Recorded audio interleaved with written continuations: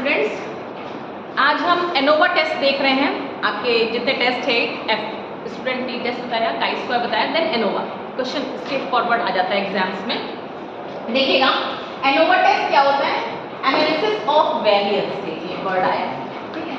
फिर यहाँ पे कुछ ग्रुप्स दिए होते हैं, इसको आप पॉज करके डेफिनेशन देख लीजिएगा। कुछ ग्रुप्स के बीच में कंपैरिजन होता है, ठीक है, उनके मीन का कंपैरिजन। एजम्पशंस क्या क्या होते हैं कि डेटा नॉर्मली डिस्ट्रीब्यूट होता है, मतलब कि मीन, मीडियन, मोड सब एक ही पढ़ते हैं, सिमेट्रिक डिस्ट्रीब्यूशन है। दूसरा, सैंपल्स जो है रैंडम लिए जाते हैं, इंडिपेंडेंट होते हैं। तीसरा, ईच अदर पॉपुलेशन सेम, इसमें सबके वैल्यूज सबके सेम होते हैं, ठीक है। नल हाइपोथेसिस में क्या मानते हैं कि सबके मीन में, किसी के मीन में कोई सिग्निफिकेंट डिफरेंस नहीं है, मतलब कि मीन सबके बराबर है, ये नल हाइपोथेसिस मान के चलते हैं।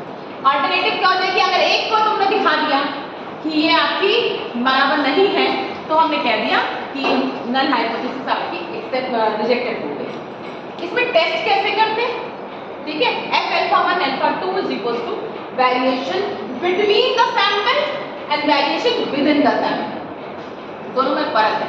दो सैंपल, तीन सैंपल लिए तुमने, तो उनके बीच का वेरिएशन और एक होता है एक सैंपल के अंदर वेरिएशन, ठीक है, इनका डिवीजन, ठीक है। और अल्फा 1 अल्फा 2 क्या लिया है, alpha 1 is the degree of freedom of numerator, alpha 2 क्या है, degree of freedom of denominator. Okay, अब आगे कंटिन्यू करते हैं। अभी हम आपको एक छोटा सा सेंटेंस जो भी मैं लिखाया है, there is a difference between within and between, okay, ये क्या होता है इसको हम क्लियर करने की कोशिश कर रहे हैं। एग्जांपल लिया है मैंने, x1 एक डेटा है, x2 एक डेटा है, x3 एक डेटा है। x1 में ये दिए हुए हैं डेटा है, और ये x2 का है, ये x3 का, किसी का भी है। अब देखिए ये तीन हमने जो लिए हैं, ग्रुप्स लिए हैं, x1 x2 x3, इन्हीं के बारे में हमें डिस्कस करना है क्वेश्चन में। We need to check the significance of their difference of mean, इनके मीन में क्या डिफरेंस है भी कि नहीं।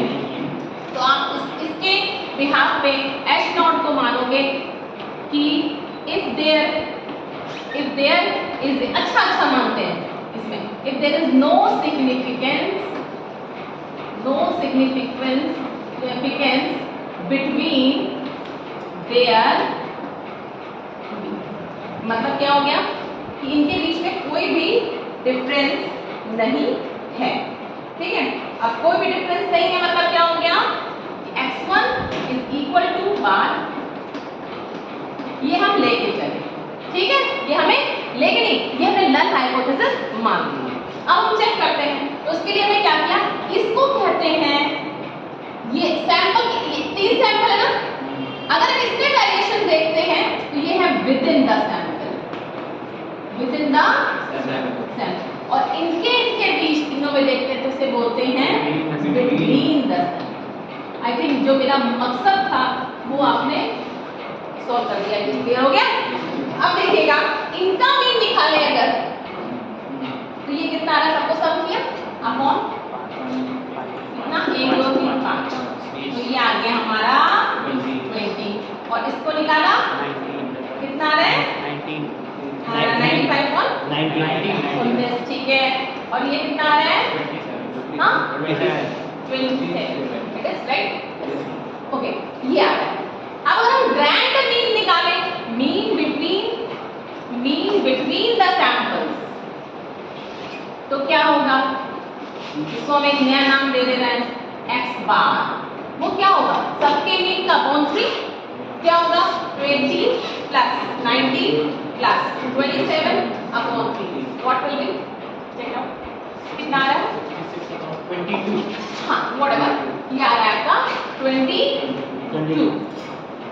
अब देखिए कि जो इंडिविजुअल मीन है, मीन्स 20 हमने पहला लिया, 20 और 22 में लेस डिफरेंस, 19 और 22 में लेस डिफरेंस, लेकिन 27 और 22 में ज्यादा डिफरेंस। इसका मतलब कि हमारी हाइपोथेसिस, अगर हम सिर्फ इससे करते हैं, not ANOVA table I am using, okay, I am telling only कि हम लोग इस तरह से भी क्वेश्चन को बिना एनोवा टेबल का गिवन हो अगर क्वेश्चन में कि सिंपली आपको ऑब्जेक्टिव क्वेश्चन करना है, तो आप ऐसे भी कर सकते हो क्या कि डिफरेंस जो है 27 और 22 में ज्यादा है, इसका मतलब वी कांट से कि x1 इनका मीन जो है हम इससे इक्वल नहीं, यहाँ पे आ रहा है मोर डिफरेंस, यहाँ लिख सकते हो मोर डिफरेंस, इसको कहेंगे लेस डिफरेंस, इसको कहेंगे लेस डिफरेंस। ओके, अब हम बताते हैं कि क्या है आपकी एनोवा डिफरेंस। ओके